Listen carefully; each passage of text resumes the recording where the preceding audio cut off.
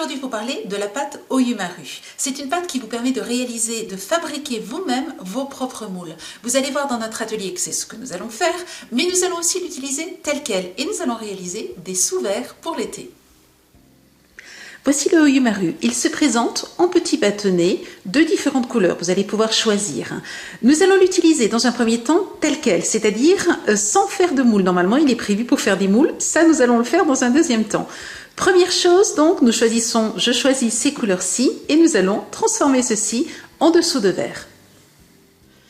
Pour réaliser un dessous de verre avec un très joli dessin, vous avez besoin de 2 pains d'Oyumaru, d'un emporte-pièce de façon à avoir un rond, d'un tapis texturé ou alors vous pouvez utiliser un apron, mais attention, vous ne devez pas, par exemple celui-ci serait trop, vous voyez le relief est trop important, votre verre risque ensuite d'être un petit peu bancal. Vous voulez un relief, mais vous voulez un relief qui ne gêne pas la pose ensuite de votre verre, donc il faut un relief qui soit vraiment très très fin, c'est le cas des tapis texturés.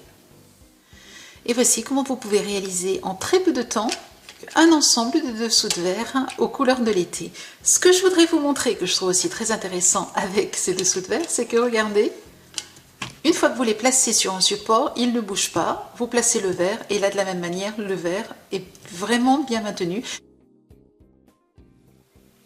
Je commence par mettre de l'eau dans une casserole et je la laisse chauffer jusqu'à 80 degrés. Comment savoir qu'elle atteint 80 degrés si vous n'avez pas de thermomètre? Pas de souci, vous regardez, de petites bulles se forment au fond de la casserole. Placez ensuite le Oyumaru dans la casserole et attendez 3 minutes. Enlevez ensuite le Oyumaru de la casserole, vous voyez que j'ai utilisé une fourchette que j'ai un petit peu déformée. Placez ensuite le Oyumaru entre 2 torchons de façon à enlever l'eau et le risque de bulles d'air. Ensuite, il vous faut retravailler les 2 pains de façon à ne former qu'une seule et même boule. Étalez-la de façon à avoir déjà une forme de dessous de verre. Replacez cette forme déjà arrondie donc dans la casserole, laissez-la à nouveau 3 minutes. Ensuite, enlevez-la, séchez-la et placez-la sur le tapis à relief en le maintenant avec un doigt. Avec l'autre main, étalez au-dessus du tapis. Ensuite, utilisez l'emporte-pièce rond. Vous pourriez utiliser un emporte-pièce cœur ou une autre forme, carré. À vous de choisir. Et marquez la forme de votre dessous de verre. Ensuite, il suffit de découper avec une paire de ciseaux.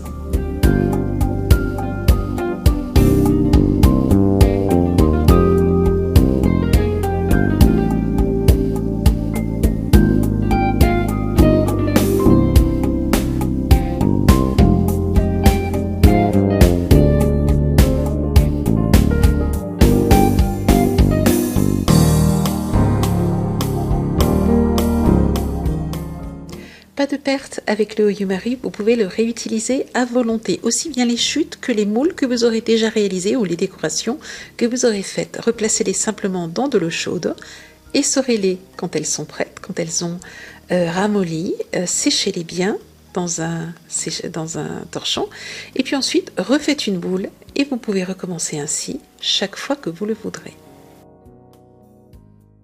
Et me voici avec une nouvelle pâte Oyumaru que je vais pouvoir utiliser.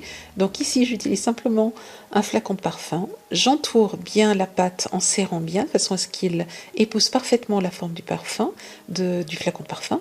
Et puis pour pouvoir le démouler facilement, après l'avoir laissé refroidir, je découpe le contour. Ensuite, je n'ai plus qu'à le démouler. On peut ensuite utiliser la pâte pour réaliser une forme que l'on va ensuite mouler et à partir donc de laquelle on va réaliser un moule. Ici, je fais une rose. Alors, je ne vous remonte pas dans les détails parce que je vous ai déjà montré plusieurs vidéos qui vous permettront, que vous allez pouvoir re-regarder et vous allez donc pouvoir voir comment on réalise une rose en pâte. Ici, c'est exactement la même technique. Je vais donc réaliser toute la rose et ensuite, je vais réutiliser du Oyumaru pour faire un moule à partir de cette rose. Voilà, je vais maintenant bien la laisser refroidir et durcir. Et ensuite, je vais utiliser l'autre bout que je vais réchauffer et que je vais appliquer dessus pour faire mon moule. J'ai fait réchauffer de la pâte. Ici, je refroidis ma rose et je la mouille avec de l'eau froide de façon à ce que la pâte chaude ne colle pas n'adhère pas à ma rose. Je vais laisser bien prendre la forme. J'attends un tout petit peu, le temps qu'elle refroidisse et qu'elle durcisse, et ensuite je vais démouler.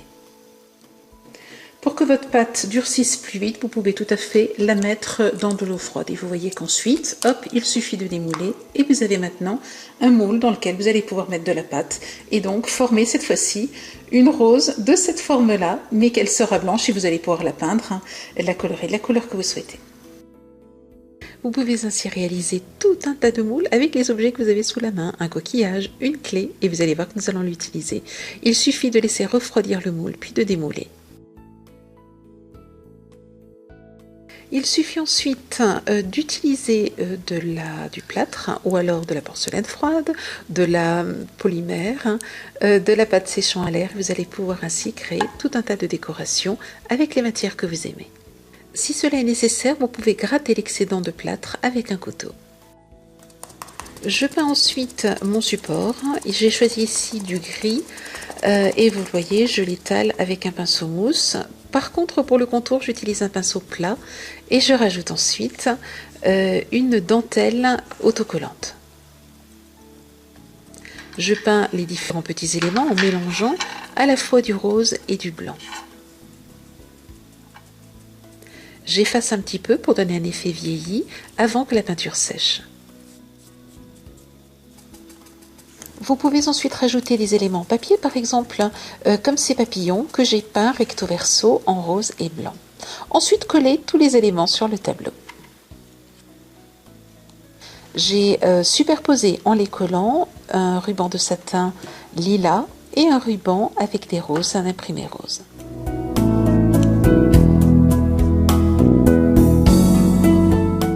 Je rajoute ensuite la clé et puis quelques derniers éléments comme des strass et des petites décorations. Si vous souhaitez, vous pouvez aussi peindre très légèrement en rose la dentelle. Je vous conseille de le faire avant de la coller. Et pour terminer votre création, vous allez pouvoir placer un miroir au centre. Alors ici, je colle un ensemble de petits miroirs donc autocollants. Vous pouvez aussi placer un prénom, le prénom d'un enfant, par exemple une idée de cadeau pour une naissance ou le nom d'une pièce de la maison comme salle de bain. Vous pouvez encore placer une photo et vous aurez là un très joli cadre photo.